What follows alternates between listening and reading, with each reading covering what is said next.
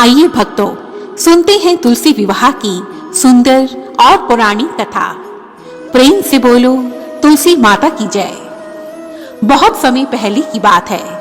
एक बार भगवान शिव ने क्रोध में आकर अपने तेज को समुद्र में फेंक दिया। उसी तेज से एक महातेजस्वी बालक ने जन्म लिया। यही बालक आगे चलकर जालंधर के नाम से एक पराक्रमी दैत्य राजा बना।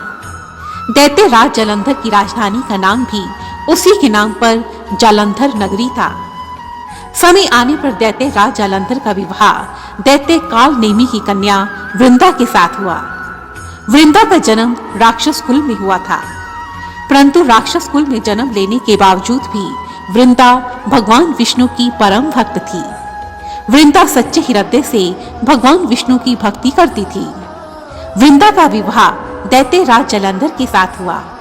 वह अत्यंत ही पतिव्रता स्त्री थी और सदा अपने पति की सच्चे हृदय से सेवा करती थी। परंतु इसके विपरीत जालंधर महाराक्षस था। अपनी सत्ता के मद में चूर उसने माता लक्ष्मी को पाने की कामना से महायुद्ध किया। परंतु क्योंकि दैत्य राज जालंधर समुद्र से उत्पन्न हुआ था, इसी कारण माता लक्ष्मी ने उसे अपने भाई के रूप में स्वीकार किया। तब वहां से पराजित होकर दैत्य राज जालंधर माता पार्वती को प्राप्त करने की इच्छा से कैलाश पर्वत पर गया। ऐसा करने के लिए उसने देवाधिप महादेव शिव का रूप धारण किया और फिर माता पार्वती के पास गया। परंतु माता पार्वती ने अपने योग बल से उस बहरूपीय जालंधर को तुरंत ही पहचान लिया और वहां से अंतर्ध्यान हो गई। तब देवी पार्वती क्रोधित होकर भगवान विष्णु के पास गई और उन्हें दैत्य राज जालंधर के विषय में सब कुछ बता दिया। तब भगवान विष्णु ने माता पार्वती से कहा, हे देवी, दैत्य राज जालंधर की पत्नी वृंदा अत्यंत ही पतिव्रता स्त्री है और वृंदा के पतिव्रत धर्म के कारण ही जालंधर की शक्ति कई गुना बढ़ गई है। इसलिए दैत्य राज जालंधर का नाश करने के लिए वृंदा के पतिव्रत धर्म को भस्म करना अति आवश्यक है। तब वृंदा के पतिव्रत धर्म को भंग करने के उद्देश्य से भगवान विष्णु ने एक ऋषि का वेश धारण किया और उसी वन में जा पहुंचे जहां वृंदा रहती थी। वृंदा उस समय वन में अकेली भ्रमण कर रही थी। भगवान विष्णु के साथ दो मायावी राक्षस भी थे, जिन्हें देखकर वृंदा बहुत ही भयभीत हो गई। वृंदा को भयभीत देखकर वेशधारी भगवान विष्णु ने उसी समय उन दोनों राक्षसों को भस्म कर दिया। ऋषि की इस शक्ति को देखकर तब वृंदा ने ऋषि से पूछा, हे मुनिवर, मेरे पति दैत्य राज जालंधर कैलाश पर्वत पर महादेव के साथ युद्ध करने के लिए गए हैं।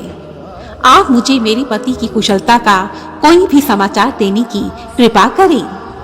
वृंदा की यह बात सुनकर ऋषि का वेश धारण किए हुए भगवान विष्णु ने अपने माया जाल से दो वानर प्रकट किए। एक वानर के हाथ में जालंधर का सिर था और दूसरे वानर के हाथ में जालंधर का धड़।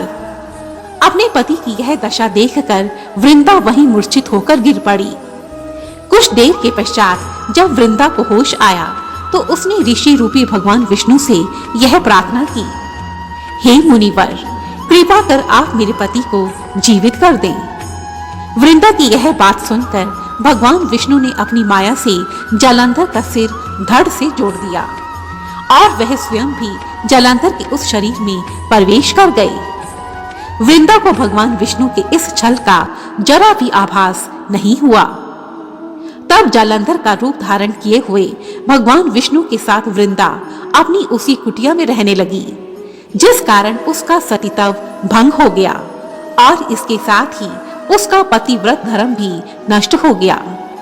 तथा वृंदा के पतिव्रत धर्म के नष्ट होते ही दैत्य राज जालंधर की शक्ति विहीन हो गई और वह युद्ध में पराजित हो गया। कुछ समय के पश्चात वृंदा को जब भगवान विष्णु की इस सारी लीला का पता चला तो उसने भगवान विष्णु से कहा, हे नाथ, मैंने जीवन भर आपकी आराधना की है और आपने मेरे साथ एक पाषाण की तरह व्यवहार किया। इसलिए हे प्रभु, मैं आपको श्राप देती हूँ कि आप भी आज से एक पाषाण बन जाएंगे।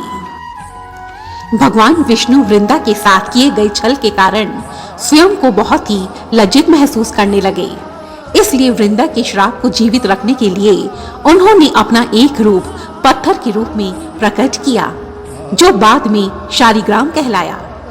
उधर सृष्टि के पालनकर्ता के पत्थर बन जाने के कारण पूरी सृष्टि में असंतुलन की स्थिति उत्पन्न हो गई।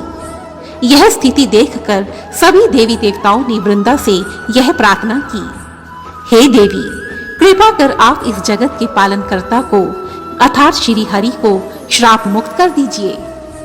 तब देवताओं की इस प्रार्थना को सुनकर वृंदा ने भगवान विष्णु को श्राप मुक्त कर दिया। भगवान विष्णु को दिया हुआ श्राप लेने के पश्चात वृंदा अपने पति जालंधर के साथ सती हो गई। जिस स्थान पर वृंदा सती हुई वहीं उस स्थान पर वृंदा की राख से एक पौधा निकला और वही पौधा बाद में तुलसी कहलाया। तब भगवान विष्णु ने वृंदा से कहा, हे वृंदा, तुम अपने सतीत्व के कारण मुझे लक्ष्मी से भी अधिक प्रिय हो गई हो, अतः अब तुम तुलसी के रूप में सदा मेरे साथ रहोगी। तुम्हारा स्थान मेरे शीश पर होगा। मैं शालिग्राम के रूप में सदा तुम्हारे चरणों में पड़ा रहूंगा। मैं तुम्हारे बिना भोजन ग्रहण नहीं करूंगा। तुम सदा एक पौधे के रूप में पूजी जाओगी और इस संसार के लोग तुम्हारा नाम लेकर पवित्र हो जाएंगे। जो भी मनुष्य मेरे शालिग्राम रूप के साथ तुलसी का विवाह करेगा उसे इस लोक और परलोक में विपुल यश प्राप्त होगा। इस प्रकार वरदान देकर भगवान विष्णु वहां से अंतर्ध्यान हो गए। तब भगवान विष्णु के इस वरदान को सत्य करने के लिए तथा वृंदा की पतिव्रता और मर्यादा को बनाए रखने के लिए देवताओं ने भगवान विष्णु के शालिग्राम रूप का विवाह माता तुलसी से करवाया। और उसी समय से तुलसी विवाह की इस घटना को याद रखने के लिए इस धरती पर प्रति वर्ष कार्तिक मास की शुक्ल एकादशी को अर्थात देव प्रबोधनी एकादशी के दिन तुलसी माता का विवाह शालिग्राम जी के साथ करवाने का विधान आरंभ हुआ।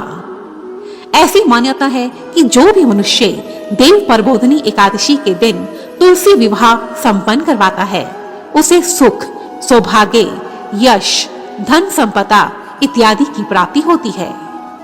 जय तुलसी माता। प्रेम से बोलो तुलसी माता की जय।